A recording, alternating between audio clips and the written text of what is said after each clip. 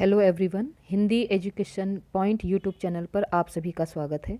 इस चैनल के माध्यम से अभी तक आपको करंट अफेयर और सामान्य हिंदी, चाहे वो यूके एसएससी के अंतर्गत आती हो या यूके पीएससी, उस पाठ्यक्रम के अंतर्गत आपको सामान्य हिंदी प्रश्नोत्तरी कराई जा रही थी और आगे भी कंटिन्यू रहेगी। उसमें डिटेल वीडियो भी आप देख सकते हैं, इसके साथ ही करंट अफेयर भी आप देख सकते हैं और इसके साथ ही प्लेलिस्ट में आप इंडियन हिस्ट्री से रिलेटेड इंपॉर्टेंट क्वेश्चन भी देख सकते हैं। तो आज से हम स्टार्ट करने जा रहे हैं उत्तराखंड के 40 मार्क्स का एक सैम्पल पेपर। एक ऐसा सैम्पल पेपर जो चाहे आप यूके एसएससी की बात करें या यूके पीएससी की बात करें, वहाँ 40 नंबर का उत्तराखंड आता है। तो उस उत्तराखंड आप उत्तराखंड की तैयारी BS नेगी की बुक से या परीक्षा वाणी की बुक से, अजय रावत की बुक से कीजिए, लेकिन एक पूरा प्रश्नों का जो संकलन, जो महत्वपूर्ण प्रश्नों का संकलन, या आप कहें अपने आप को चेक करने का जो एक माध्यम है, वो आपको इस मंच पर प्रदान किया जाएगा। तो आप इस यूट्यूब चैनल से जुड़ें, ऐसे ही आपको डे बाई डे उत्तराखंड के 40 सैम्पल पेपर का एक पूरा अच्छा संकलन आपको मिलेगा। आप प्रयास करें कि आप 40 से 40 मार्क्स हर एक को पर्सनल तौर पर, व्यक्तिगत तौर पर उसको खुद सॉल्व करें और नोट करें कि आपके कितने अंक आ रहे हैं। इससे क्या होगा, आपको अपनी तैयारी कहाँ पर कमी है ये पता चल जाएगा। इससे आप तैयारी करेंगे और बुक से, किताब से, देखिए किताब से ज़्यादा ज्ञान हमें कहीं नहीं मिल सकता। तो उस किताब से आप पढ़ें, उसके बाद फिर अपना टेस्ट करने के लिए फिर से इस यूट्यूब चैनल के माध्यम से या किसी भी अन्य यूट्यूब चैनल के माध्यम से आप अपनी प्रश्नोत्तरी को चेक कर सकते हैं। ठीक है, तो आज ये पहला वीडियो है उत्तराखंड ज्ञान से संबंधित। अगर आपको ये चैनल पसंद आता है, आपको ये वीडियो पसंद आता है, आपको यहाँ से यूज़फुल वीडियोस मिलती हैं, चाहे वो करंट अफेयर हो, चाहे हिंदी, सामान्य हिंदी का प्रश्न, एक वीडियो आप सामान्य हिंदी की देखिए, आपको पता चल जाएगा आपकी हिंदी कितनी अच्छी है। ठीक है, तो अगर आपको ये वीडियो पसंद आती है तो आप प्लीज़ चैनल से जुड़ें और भी जो यूज़फुल, जिसके लिए हेल्पफुल हो, जिसके लिए यूज़फुल हो, उन तक ये वीडियो को पहुँचाएँ। तो आज की वीडियो हम प्रारंभ करते हैं। जैसे इसमें मैं 40 क्वेश्चंस लेके आई हूँ, जिसमें अभी आगे भी हम लेते आएंगे और ये सभी प्रश्न ऐसे हैं जो किसी ना किसी परीक्षा में आ चुके हैं। आप सभी जानते हैं यूके एसएससी हो चाहे यूके पीएससी हो, प्रश्नों का रिपीटेशन होता है और उसके साथ ही हमें एक आइडिया लग जाता है कि प्रश्न कहाँ से कितने पोर्शन कितने पूछे जा रहे हैं, किस किस तरह से प्रश्न पूछे जा रहे हैं। ठीक है, तो पहला प्रश्न है, स्क्रीन पर आप देख सकते हैं। आप चाहें तो व्यक्तिगत तौर पर आप खुद भी अपना आकलन स्वयं करें और कमेंट में ज़रूर बताएं कि आपके 40 में से कितने मार्क्स आए। ठीक है, तो पहला प्रश्न है, सेम मुखे मंदिर है, विष्णु का है, शिव का है, देवी का है या नाग राजा का है। ठीक है, हो सकता है आपको पहले से पता हो, तो इसका है ऑप्शन नंबर डी, नाग राजा का मंदिर है सेम मुखे मंदिर। और ये कहाँ है, तो आप ध्यान रखेंगे, ये मंदिर है टिहरी में, टिहरी गढ़वाल में ये मंदिर है सेम मुखे मंदिर। ठीक है, किसका है, नाग राजा का मंदिर है, कहाँ है, टिहरी गढ़वाल में। ठीक है, बढ़ते हैं अगले प्रश्न की ओर। उत्तराखंड की सबसे गहरी झील कौन सी है, नकुचिया ताल, द्रोण सागर, नैनीताल या गिरिताल। तो उसका सही उत्तर है ऑप्शन नंबर ए, नकुचिया ताल। अगर इसकी गहराई की बात करें तो ये है 175 फीट गहरी है। ठीक है, 175 फीट गहरी है। उत्तराखंड की सबसे गहरी झील क्या है, नकुचिया ताल। इसके साथ मैंने आपको एडिशनल भी बताया कि ये कितने फीट गहरी है, 175 फीट गहरी है। बढ़ते हैं अगले प्रश्न की तरफ। केदारनाथ में जल आपदा कब आई, अप्रैल 2013, मई 2013, जून 2013 या जुलाई 2013। तो उसका सही उत्तर है ऑप्शन नंबर सी, जून 2013। ठीक है, बढ़ते हैं अगले प्रश्न की ओर। तो क्या होगा ना, आप जो भी एग्जाम दें उस समय पे कोई ऐसी प्राकृतिक आपदा आई हो या कोई बड़ी घटना घटी हो, तो उससे संबंधित हमको ये पता चलता है। इस 40 क्वेश्चंस में आप देखेंगे हर एरिया से इसमें प्रश्न होंगे। ठीक है, अगला प्रश्न है, पिरान कलियर स्थित है, कहाँ है, हरिद्वार में, देहरादून में, रुड़की के नज़दीक या रायवाला में। तो उसका सही उत्तर है ऑप्शन नंबर सी, रुड़की के नज़दीक। ठीक है, बढ़ते हैं अगले प्रश्न की तरफ। उत्तराखंड के कुल क्षेत्रफल का कितना प्रतिशत भाग पर्वतीय है। देखिए मैंने आपसे कहा था 40 नंबर के पेपर में आपको सब कुछ दिखेगा, बस किताब पढ़ने से हमारा फॉल्ट ये होता है, अगर हम कंटिन्यूस सिर्फ किताबें पढ़ते हैं तो कई बार ऐसा होता है कि हम किसी एक टॉपिक पर अटक के रह जाते हैं, या जो टॉपिक हमें अच्छा लगता है हम उसी पे अटक के रह जाते हैं। लेकिन आपको पता है कि हर पोर्शन से कुछ कुछ हिस्सा प्रश्न पूछे जाते हैं। ये नहीं कि आपकी ज्योग्राफी बहुत अच्छी है उत्तराखंड में तो वहीं से सारे प्रश्न आएंगे, ये नहीं कि आपकी हिस्ट्री बहुत अच्छी है तो वहीं से सारे प्रश्न आएंगे। प्रश्न सारे हर एरिया से, हर क्षेत्र से बनेंगे। तो इसलिए आपको ये वीडियो अटेंड करना जरूरी है, इससे आपको अपने विषय में ज्ञात होगा। तो कितना प्रतिशत भाग पर्वतीय है, 90%, 86%, 50% या 45%। तो इसका सही उत्तर है ऑप्शन नंबर बी, 86%। ठीक है, ऑप्शन नंबर बी, 86% उत्तराखंड के कुल क्षेत्रफल का पर्वतीय भाग है। ठीक है, बढ़ते हैं अगले प्रश्न की ओर। मैती आंदोलन के प्रणेता कौन है? देखिए बहुत ही रिपीटेड क्वेश्चन है, लेकिन मैं आपको इसके साथ एडिशनल नॉलेज भी दूंगी। तो इसका आंसर आप सभी जानते हैं, कल्याण सिंह रावत, जगत सिंह चौधरी, सुंदरलाल बहुगुणा या गौरा देवी। तो उसका सही उत्तर है ऑप्शन नंबर 1, कल्याण सिंह रावत। कल्याण सिंह रावत कौन, इन्होंने कब किया? इन्होंने 1994 में चमोली में, ठीक है, चमोली में।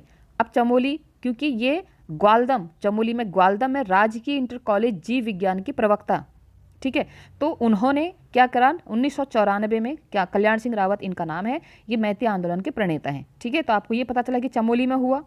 कल्याण सिंह रावत किस पद पे थे? ये ग्वालदम राजकीय इंटर कॉलेज में जीव विज्ञान के प्रवक्ता के पद पर थे, ठीक है।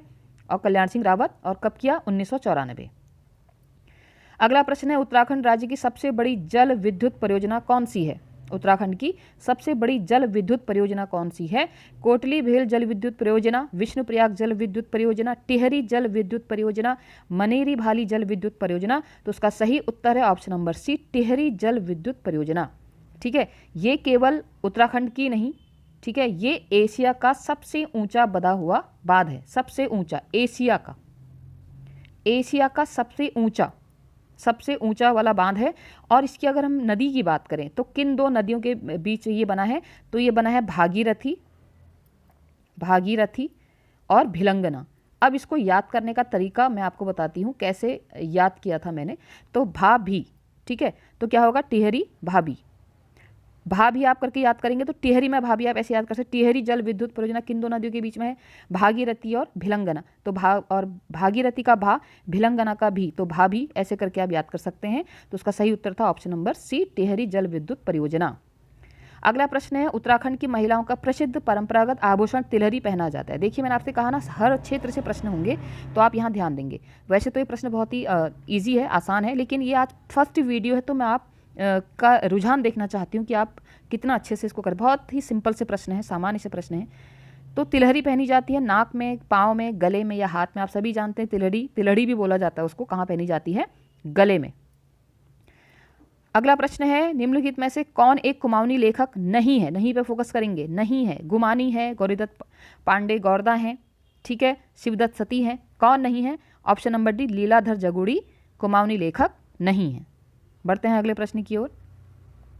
प्रसिद्ध जौलजीबी मेला निम्न में से किस जनपद में संपन्न होता है? जनपद की बात की जा रही, जनपद माने बोले तो जिला। तो पिथौरागढ़, अल्मोड़ा, चमोली, देहरादून। तो उसका right answer option number A, Pithoragarh में। और ये किसके संगम पर है? ये है काली और गौरी नदी के संगम पर, ठीक है, काली और गौरी नदी के संगम पर है। और ये कब मनाया जाता है? तो प्रतिवर्ष कार्तिक माह में मनाया जाता है। ये भी आप ध्यान देंगे, प्रतिवर्ष कब मनाया जाता है? कार्तिक माह में, ठीक है। बढ़ते हैं अगले प्रश्न की तरफ। कटारमल का प्रसिद्ध मंदिर निम्न में से किस देवता का? ये भी बहुत ही महत्वपूर्ण और रिपीटेड क्वेश्चन है। शिव का, सूर्य का, गणेश का, उपयुक्त कोई नहीं। तो उसका right answer option number B, सूर्य का मंदिर है कटारमल, ठीक है। अगला प्रश्न है, 2011 की जनगणना के अनुसार, आप सभी जानते हैं कि जनगणना 2011 के बाद 2021 में होनी थी, लेकिन कोरोना के कारण ये हो नहीं पाई। हो सकता है 2025 में हो, नहीं तो उसका फिर नंबर वही 2030 के आसपास आएगा। तो जनगणना के अनुसार उत्तराखंड में महिला साक्षरता प्रतिशत है 78.54, 79, 79 बोलते हैं, 78, 78 या 70%। तो इसका सही उत्तर है ऑप्शन नंबर डी, 70%, ठीक है, 70%। उत्तराखंड की जनगणना में महिला साक्षरता प्रतिशत कितना है? 70%। अगला प्रश्न है, केंद्रीय भवन अनुसंधान संस्थान उत्तराखंड में कहाँ स्थित है? केंद्रीय भवन, ऐसे प्रश्नों में ना थोड़ा दिमाग हमारा वो होता है, तो इन प्रश्नों को आपको अच्छे से समझना है। तो केंद्रीय भवन अनुसंधान संस्थान, तो देखिए अगर इसको मैं अपने तरीके से इसको याद करने का प्रयास करती तो मैं कहती केंद्रीय भवन अनुसंधान। भवन मतलब मकान बनाने का काम कौन करते हैं? इंजीनियर। बनाने का सेंस मेरा मतलब है मैप को क्वालिफाई करना, ठीक है, मैप को बनाना। तो इंजीनियर के लिए फेमस क्या है? रुड़की है ना। ये मेरा ट्रिक है, आप भी इसको अपना सकते हैं। तो रुड़की इसका राइट आंसर। अब आपको केंद्रीय भवन अनुसंधान जहाँ पर दिखेगा सेंट्रल, ठीक है, तो भवन देखते आप समझ जाएंगे कि इसका आंसर क्या है? रुड़की। अगला है सुमेलित कीजिए। देखिए ये सुमेलित कीजिए वाले थोड़ा सा ऊपर नीचे हो रहे, लेकिन मैं आपको ऐसे बता दूंगी कि आपको ये बताना है कि देखो एक तरफ है राष्ट्रीय उद्यान। अब राष्ट्रीय उद्यान कौन कौन से हैं? देखिए कार्बेट राष्ट्रीय उद्यान, नंदा देवी राष्ट्रीय उद्यान, राजाजी राष्ट्रीय उद्यान और गोविंद राष्ट्रीय उद्यान। तो कौन सा उद्यान किस जनपद में है? ठीक है, अब इसका आंसर क्या है? इसके आंसर की तरफ मैं पहले बढ़ती हूँ, उसके बाद हम इसको मैच करेंगे। ठीक है, तो क्वेश्चन नंबर 14 का राइट आंसर है ऑप्शन नंबर बी 4, 3, 2, 1। तो यानी कि आप सभी जानते हैं कार्बेट राष्ट्रीय उद्यान, हमने कहा ए का 4 है यानी कि नैनीताल। कार्बेट राष्ट्रीय उद्यान नैनीताल और पौड़ी 2 जिलों में है, आप सभी जानते हैं। नंदा देवी आ रहा था बी का 3, नंदा देवी किस में है, चमोली में है, नंदा देवी राष्ट्रीय उद्यान चमोली में। उसके बाद है सी का 2 यानी कि राजा जी, तो राजा जी किस में है, राजा जी देहरादून में है। अब बचा डी का 4, सॉरी डी का 1। अब डी क्या है, डी हमारा गोविंद राष्ट्रीय उद्यान और 1 क्या था, उत्तरकाशी। ठीक है, आपको मैं ऐसे बोल देती हूँ, कार्बेट राष्ट्रीय उद्यान, कार्बेट राष्ट्रीय उद्यान नैनीताल। ठीक है, कार्बेट राष्ट्रीय उद्यान नैनीताल है। और उसके बाद हम बात करें किसकी, कार्बेट राष्ट्रीय उद्यान यहाँ हो गया, थोड़ा सा हौच-पौच हो गया इसमें। ठीक है, कार्बेट राष्ट्रीय उद्यान नैनीताल में हो गया 4। नंदा देवी हमने कहा क्या है, चमोली। ठीक है, चमोली है। उसके बाद हमने बोला राजाजी राष्ट्रीय उद्यान, राजाजी राष्ट्रीय उद्यान कहाँ है, देहरादून। और फिर हमारा डी था गोविंद राष्ट्रीय उद्यान, तो गोविंद कहाँ है, उत्तरकाशी। ठीक है, आपने आवाज़ से शायद क्या पता क्लेरिफाई किया हो। ठीक है, ये प्रश्न डालना जरूरी था इसलिए मैंने डाला, ये टाइपिंग में थोड़ा सा हौच-पौच हो गया है, आप आवाज़ पे ध्यान देंगे। अगला है सुमेलित कीजिए वन्य जीव विहार और जनपद हैं। वन्य जीव विहार कौन कौन से, एक है केदारनाथ वन्य जीव विहार, दूसरा है अस्कोट वन्य जीव विहार, तीसरा है सोन नदी वन्य जीव विहार और बिनसर वन्य जीव विहार। तो क्वेश्चन नंबर 15 का भी राइट आंसर है ऑप्शन नंबर बी 4, 3, 2, 1 ये है। ठीक है, तो अब हम मिलाते हैं, ए का 4 यानी कि केदारनाथ वन्य जीव विहार कहाँ है, चमोली है। ठीक है, अस्कोट का नाम सुनते ही हमारे मस्तिष्क पर किसका नाम आता है, पिथौरागढ़ का आता है। तो अस्कोट का क्या है, बी का 3 यानी कि पिथौरागढ़, अस्कोट का पिथौरागढ़। सी है, ठीक है, सी क्या है, सोन नदी, और सी का हमने बोला 2, सोन नदी कहाँ है, पौड़ी गढ़वाल। ठीक है, और डी क्या है, बिनसर वन्य जीव, बिनसर कहाँ है, अल्मोड़ा। ठीक है, ऐसे आप इसको देख सकते हैं, ये हमारा राइट आंसर। अगला प्रश्न है, अल्मोड़ा में विवेकानंद कृषि अनुसंधान शाला के संस्थापक कौन थे। अल्मोड़ा में है विवेकानंद कृषि अनुसंधान शाला, इनके संस्थापक कौन थे, डॉक्टर सतीश चंद्र काला, सुंदरलाल बहुगुणा, बोसी सेन या नीलांबर जोशी। तो उसका सही उत्तर है ऑप्शन नंबर सी, बोसी सेन। आपको लगेगा भी नहीं कि ये हैं, लेकिन बोसी सेन इसके संस्थापक हैं। अब इसके बारे में थोड़ा एडिशनल देखते हैं। जुलाई 1924 में, ठीक है, 1924 में इसकी स्थापना जो हुई थी, विवेकानंद कृषि अनुसंधान शाला की स्थापना पहले हुई थी कलकत्ता में। ठीक है, जब इन्होंने की तो इन्होंने कहाँ की, कलकत्ता में की। किसकी बात हो रही, बोसी सेन की बात हो रही। ठीक है, उसके बाद ये जब अल्मोड़ा में आया, तो अल्मोड़ा में कब आया, 1936 में ये अल्मोड़ा लाया गया, जबकि इसकी जो स्थापना थी वो पहले जुलाई 1924 में कहाँ हुई थी, कलकत्ता में हुई थी, और 1936 में इसको कहाँ लाया गया, अल्मोड़ा लाया गया। ठीक है, आप इसको भी ध्यान रखेंगे। अगला प्रश्न है, उत्तराखंड में अखिल भारतीय आयुर्विज्ञान संस्थान कहाँ है। आयुर्विज्ञान, देहरादून, ऋषिकेश, कोटद्वार, हल्द्वानी में। तो उसका सही उत्तर है ऑप्शन नंबर बी, ऋषिकेश में। ठीक है, अखिल भारतीय आयुर्विज्ञान संस्थान कहाँ है, ऋषिकेश में है। बढ़ते हैं अगले प्रश्न की तरफ। नैनी सैनी हवाई पट्टी परियोजना निम्न में से किस जनपद है, यानी कि नैनी सैनी हवाई अड्डा किस जनपद में है, जनपद बोले तो जिले में है। उत्तरकाशी, पिथौरागढ़, चमोली या रुद्रप्रयाग। तो इसका सही उत्तर है ऑप्शन नंबर बी, पिथौरागढ़, और इसका निर्माण हुआ था 1991 में। ठीक है, इसका निर्माण कब हुआ था, 1991 में। बढ़ते हैं अगले प्रश्न की तरफ। नैनीताल की खोज किस ब्रिटिश यात्री ने की थी, नैनीताल की खोज किस ब्रिटिश यात्री ने की थी। हेनरी रैमजे, ई गार्डनर आएगा। ठीक है, ई गार्डनर, ई टी एटकिंसन या पी बैरन। तो उसका सही उत्तर है ऑप्शन नंबर डी, पी बैरन ने नैनीताल की खोज की थी। ठीक है, अगला प्रश्न है, भारत का प्रथम कृषि विश्वविद्यालय है। राजस्थान विश्वविद्यालय जयपुर, विक्रम विश्वविद्यालय उज्जैन, जीबी पंत विश्वविद्यालय पंतनगर, चंद्रशेखर आजाद कृषि विश्वविद्यालय कानपुर। तो उसका सही उत्तर है option number C, GB Pant विश्वविद्यालय पंतनगर। और इसकी स्थापना कब हुई थी, स्थापना भी पूछी जा सकती है, 17 नवंबर यानी कि कल।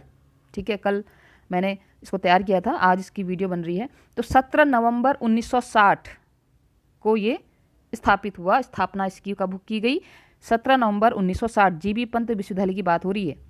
अगला प्रश्न है, मौलाराम एक थे, मौलाराम क्या थे, चित्रकार थे, पर्वतारोही थे, कत्यूरी शासक थे, उपयुक्त में से कोई नहीं। तो ये चित्रकार थे, ऑप्शन नंबर ए। और चित्रकार के साथ साथ ये कवि भी थे। ठीक है, इतिहासकार भी थे, हो सकता है ऑप्शन में अगली बार वो आए। ठीक है, तो मौलाराम एक चित्रकार थे, वैसे चित्रकारिता में प्रसिद्ध हैं, लेकिन ये कवि भी थे और इतिहासकार भी थे। बढ़ते हैं अगले प्रश्न की तरफ। निम्न तिथियों में से किस तिथि को उत्तराखंड में हिमालय दिवस मनाया जाता है? देखिए अब तो क्या होता है, 9, इसका आंसर मैं पहले आपको आंसर बता देती हूँ। इसका आंसर है 9 सितंबर। अगर मैं स्पीड में बोल रही हूँ तो आप वीडियो पॉज करके क्वेश्चंस को पढ़ सकते हैं, फिर अपना अनुमान लगा सकते हैं। उसके बाद मेरे आंसर देखकर आप खुद को चेक कर सकते हैं। तो 9 सितंबर को आप जानते हैं हिमालय दिवस मनाया जाता है। कई सारे समाचार पत्रों के माध्यम से इसमें विद्यालयों में जाकर इसमें प्लेस प्रतिज्ञा दिलवाई जाती है कि मैं हिमालय की रक्षा करूंगा, इस तरह से। तो इसकी तिथि क्या है?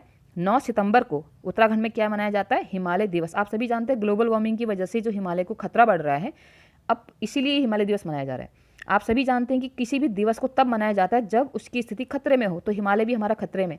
सोचिए, जो प्राकृतिक रूप में हमको सुरक्षा प्रदान करता है उसकी स्थिति खतरे में, सब हमारे प्रदूषण के कारण। अगला प्रश्न है, इंदिरा अम्मा भोजनालय योजना कब प्रारंभ की गई? ठीक है, ये वैसे तो करंट के हिसाब से पुराना प्रश्न है, लेकिन कभी भी गवर्नमेंट जो है आयोग पूछ सकता है कि इंदिरा अम्मा भोजनालय योजना कब प्रारंभ की गई। 2 अगस्त 2005, 25 अगस्त 2015, 15 अगस्त 2015, या फिर से कोई नहीं। तो उसका सही उत्तर है 15 अगस्त 2015, क्योंकि आप सभी जानते हैं ऐसी चीज़ों का शुरुआत जो है होता है कभी मुख्य दिनों में होता है। तो उसकी शुरुआत की गई थी 15 अगस्त 2015 को, स्वतंत्रता दिवस के शुभ अवसर पर देहरादून में की गई इसकी शुरुआत। ठीक है, इसकी शुरुआत कहाँ की गई? देहरादून में की गई। बढ़ते हैं अगले प्रश्न की तरफ। ठीक है, प्रश्न है कि 1947 ईस्वी में मरणोपरांत परमवीर चक्र से सम्मानित किए जाने वाले मेजर सोमनाथ शर्मा। देखिए हमको एक साथ कई प्रश्न मिल गए। एक तो मरणोपरांत परमवीर चक्र पाने वाले कौन थे? सोमनाथ शर्मा। ठीक है, और ये किस से संबंधित है? गोरखा राइफल से, गढ़वाल राइफल से, डोगरा रेजिमेंट से या कुमाऊं रेजिमेंट से? तो उसका सही उत्तर है कुमाऊं रेजिमेंट से संबंधित थे। कौन? मरणोपरांत परमवीर चक्र पाने वाले मेजर सोमनाथ शर्मा। अगला प्रश्न है, प्राचीन शैलचित्र वाली लखू गुफा, ठीक है, लखू उडियार गुफा भी कहते हैं इसको, लखू उडियार भी कहा जाता है। तो प्राचीन शैलचित्र वाली लखू गुफा कहाँ है? चमोली में है, नैनीताल में, हरिद्वार में, अल्मोड़ा जिले में है? तो रिपीटेड प्रश्न है, अल्मोड़ा जिले में है लखू उडियार। ठीक है, अगला प्रश्न है, कत्यूरों की दरबारी भाषा थी कुमाऊनी, गढ़वाली, संस्कृत या प्राकृत? आप सोच भी नहीं सकते कत्यूरों की दरबारी भाषा क्या थी? संस्कृत थी। इसीलिए हमारे उत्तराखंड की द्वितीय राजभाषा क्या है? देखिए, पहली हमारी राज्य भाषा है हिंदी और द्वितीय क्या है? संस्कृत। अगर प्रश्न आ गया कि उत्तराखंड की द्वितीय राजभाषा क्या है, तो संस्कृत है। और कत्यूरों की दरबारी भाषा भी क्या थी? संस्कृत थी। और अभी मैंने इंडियन हिस्ट्री में गुप्त काल पढ़ाया, तो गुप्त काल की भी, गुप्त समय की भी जो राजभाषा थी, राज्य की सरकारी भाषा थी, वो भी संस्कृत थी। दारमा एवं ब्यास घाटियों को जोड़ने वाला दर्रा है? सिनला, ऊटा, ज्यातिया या रामल? तो उसका सही उत्तर है ऑप्शन नंबर ए, सिनला। देखिए हर क्षेत्र से प्रश्न है इसमें। मैं आपसे ये नहीं कहती कि प्रश्न नए हैं, ना मैं ये कहती कि प्रश्न बहुत टफ हैं, प्रश्न इजी हैं, लेकिन इसमें हर क्षेत्र को लेने का प्रयास किया है। जब आयोग के द्वारा आपको पेपर मिलेगा ना, तो वो भी ऐसा ही होगा। हाँ, आज ये पहली वीडियो है तो प्रश्न का स्तर थोड़ा इजी हो सकता है, सरल हो सकता है, लेकिन आप इसको अटेम्प्ट कीजिए। आप देखिए ना, आपके 40 में से 40 आने चाहिए, पेपर ईजी है। तो जहाँ पर आपको नहीं आ रहे हैं, उससे इसका मतलब है कि आपको उस टॉपिक पर तैयारी करनी है। ठीक है, तो ये जहाँ पर हमने थोड़ा दर्रे, ये नदियाँ, ये भी सब ली हैं। अगला प्रश्न है, प्रजामंडल की स्थापना का उद्देश्य क्या था? ब्रिटिश शासन से स्वतंत्रता प्राप्त करना, गोरखा शासन से स्वतंत्रता प्राप्त करना, जनता को समाज सुधारक हेतु संगठित करना, या जनता को टिहरी राज्य के कुशासन से मुक्त करना? तो यही इसका उत्तर है। प्रजामंडल के विषय में आपने बुक में पढ़ा होगा कि प्रजामंडल की स्थापना किसने की, किस उद्देश्य से की। तो इसका उद्देश्य क्या था? जनता को टिहरी राज्य के कुशासन, बुरे शासन से मुक्त करना। अगला प्रश्न है, खतलिंग हिमनद यानी कि खतलिंग ग्लेशियर का उद्गम स्थान है? जलकुर नदी का, ठीक है, भिलंगना नदी का, पीलंगंगा नदी का, या बालगंगा नदी का? तो इसका सही उत्तर है ऑप्शन नंबर बी, भिलंगना नदी। खतलिंग हिमनद या खतलिंग ग्लेशियर का उद्गम स्थान क्या है? उद्गम मतलब वहां से निकलती है, वहां से निकलता है। तो कहां से? भिलंगना नदी से। ठीक है, बढ़ते हैं अगले प्रश्न की तरफ। कौन सा पर्वत पदीय नगर नहीं है? देखो नगर नहीं है, पर्वत पदीय। पर्वत पदीय मतलब होता है जो पर्वत के, मतलब पहाड़ों के तट में बसा हो। ठीक है, टनकपुर, कोटद्वार, हरिद्वार या रुद्रपुर? आप सब ध्यान देंगे, टनकपुर चंपावत के आसपास है, कोटद्वार भी वहाँ से पहाड़ ऊपर को, हरिद्वार भी देखिए वहाँ पर भी ऋषिकेश वगैरह सब चीज़ है। तो इसका सही उत्तर क्या है? Option number D, Rudrapur. Rudrapur के आसपास कोई पहाड़ी इलाका नहीं है, तो पर्वत पदीय नगर नहीं है। कौन नहीं है? रुद्रपुर नहीं है। देखिए कुछ प्रश्न ऐसा है जो हमारे कॉमन सेंस को भी जज करते हैं। आप ये नहीं कि आप रट के वहाँ चले जाएंगे। सुप्रसिद्ध कैलाश मानसरोवर की यात्रा गुजरती है नीति दर्रे से, लिपुलेख दर्रे से, लाम्पिया धुरा दर्रे से, या बड़ा होती दर्रे से? तो उसका सही उत्तर है क्वेश्चन नंबर 31 का ऑप्शन नंबर बी लिपुलेख दर्रे से। तो कैलाश मानसरोवर की यात्रा कहाँ से गुजरती है? लिपुलेख दर्रे से गुजरती है। अगला प्रश्न है, कौन सा उत्तराखंड में रेल यातायात का अंतिम बिंदु नहीं है? मतलब कौन सा अंतिम बिंदु नहीं है? अंतिम बिंदु नहीं है यानी कि बाकी हैं, ठीक है। कोटद्वार, काठगोदाम, देहरादून या लक्सर। तो लक्सर अंतिम बिंदु नहीं है, इसके बाद भी ट्रेन आती है। आप जानते हैं, देखिए आप काठगोदाम के बाद कहीं आगे ट्रेन नहीं जा सकती, अंतिम बिंदु है। काठगोदाम के बाद आगे ट्रेन नहीं जाती है, पता है आपको सभी को, ठीक है। तो ऐसे ही लक्सर इसका आंसर था। नंधौर दून, दून का मतलब होता है घाटी, तो नंधौर दून या घाटी किस जनपद में स्थित है? उधम सिंह नगर, नैनीताल, गढ़वाल या हरिद्वार। तो उसका सही उत्तर है क्वेश्चन नंबर 33 का option number B Nainital. Nainital में नंधौर दून है या नंधौर है, कहीं पर नंधौर भी करके पूछा जाता है। अगला प्रश्न है, देखिए हर क्षेत्र से प्रश्न है। हिमालय में मुख्य सीमा भ्रंश यानी कि MCT पृथक करता है। पृथक करता है बोले तो अलग करता है। लघु हिमालय, बाह्य हिमालय को, दून घाटी एवं शिवालिक श्रेणी को, महान हिमालय एवं हिमालय पार क्षेत्र को, महान हिमालय एवं लघु हिमालय को। तो किसको ये अलग करता है MCT? क्वेश्चन नंबर 34 का राइट आंसर है ऑप्शन नंबर डी, महान हिमालय और लघु हिमालय को क्या करता है? अलग करता है। कौन करता है? हिमालय में मुख्य सीमा भ्रंश जो अलग करता है वो किसको? महान हिमालय और लघु हिमालय को MCT अलग करता है। अगला प्रश्न है, उत्तरकाशी का ऐतिहासिक नाम क्या है? सौम्यकाशी, श्री क्षेत्र, गंगोत्री या बाड़ाहाट। Question number 35। तो उसका राइट आंसर है ऑप्शन नंबर डी बाड़ाहाट। ऐसे नाम भी आते हैं तो आपको याद होने चाहिए, कई सारे स्थलों के नाम हैं ऐतिहासिक या पुराने या अब जो प्रचलित हैं ऐसे। अगला प्रश्न है, उत्तराखंड में औपनिवेशिक संघर्ष किस काल में प्रारंभ हुआ? आप औपनिवेश का मतलब जानते हैं? औपनिवेश का अर्थ होता है जब कोई व्यक्ति अपने धर्म के बारे में, अपने व्यवसाय के बारे में प्रचार करता हो, उसको बोलते हैं उपनिवेश करना, ठीक है। अपने विषय में अपने मार्केटिंग करना आप कह सकते हैं, या धर्म का प्रचार करना कह सकते हैं। लेकिन यहाँ पे संघर्ष स्टार्ट हो गया था। तो उत्तराखंड में औपनिवेशिक संघर्ष किस काल में प्रारंभ हुआ? मुगल काल में, गोरखा काल में, डोगरा काल में, ब्रिटिश काल में। तो उसका सही उत्तर है, ठीक है, ऑप्शन नंबर सी डोगरा काल में। डोगरा काल में। बढ़ते हैं अगले प्रश्न की तरफ। प्राचीन समय में निम्न में कुब्जाम्रक के रूप में जाना जाता है। देखिए ऊपर हमने जैसे उसकी बाड़ाहाट की बात करी, तो प्राचीन समय में ऐसा कौन सा ये स्थान है जो कुब्जाम्रक नाम से जाना जाता था? ऋषिकेश, देवप्रयाग, हरिद्वार या श्रीनगर। तो उसका सही उत्तर है ऑप्शन नंबर ए, ऋषिकेश को कुब्जाम्रक नाम से जाना जाता था प्राचीन समय में। अगला प्रश्न है, पांडुकेश्वर ताम्रपत्र किस भाषा में लिखे गए हैं? पाली, प्राकृत, संस्कृत या अरमाइक। ठीक है, पांडुकेश्वर ताम्रपत्र। तो क्वेश्चन नंबर 38 का सही उत्तर है ऑप्शन नंबर सी, संस्कृत में लिखे गए हैं पांडुकेश्वर ताम्रपत्र। बढ़ते हैं अगले प्रश्न की ओर। निम्नलिखित में से किस नृत्य में गीत नहीं गाया जाता है? छोपती, झोड़ा, छपेली या छोलिया। देखिए छोलिया आपने वैसे ना भी देखा हो, लेकिन आजकल बारातों में आप देखते ही हैं, उसमें कोई भी गाना नहीं बजता है, उसमें सिर्फ क्या होता है, म्यूजिक बजता है, ठीक है, संगीत होता है। तो इसका सही उत्तर क्या है? Option number D, Chholiya. तो आज की वीडियो का अंतिम प्रश्न, दोराहाट में 9वीं शताब्दी के ध्वज मंदिर को एक अन्य नाम से भी जाना जाता है। यानी कि दोराहाट में 9वीं शताब्दी के समय पर स्थापित एक मंदिर है, ध्वज मंदिर, उसको एक नए नाम से भी जाना जाता है, या नए नहीं अन्य बोल सकते हैं, दूसरे नाम से भी जाना जाता है। और नाम कौन सा है? महामृत्युंजय मंदिर, कटारमल मंदिर, गुजर देव मंदिर या कछेरी मंदिर। तो उसका सही उत्तर है ऑप्शन नंबर सी, गुजर देव मंदिर। तो प्रतिभागियों, आज हमने 40 प्रश्नों का यहाँ पर संकलन लिया। आपको वीडियो कैसी लगी? प्रश्नों का स्तर हो सकता है बहुत अभी आसान था, धीरे धीरे प्रश्नों का स्तर बढ़ेगा और प्रश्नों की संख्या तो इतनी ही रहेगी, लेकिन सैंपल पेपर हर क्षेत्र से हर दिन हर वीडियो आपको नया प्रश्न देगी। तो वीडियो से जुड़े रहें, चैनल से जुड़े रहें, अपडेट होते रहें और अब खूब अपनी पढ़ाई करें। लक्ष्य को पाना है तो मेहनत तो करनी पड़ेगी, ये बात अपने दिमाग में रख के चलें, ठीक है। अनुशासित समय सारणी के अनुसार पढ़ाई करें तो आप अपने लक्ष्य को जरूर हासिल करेंगे। तो आज के लिए इतना ही, बहुत बहुत धन्यवाद।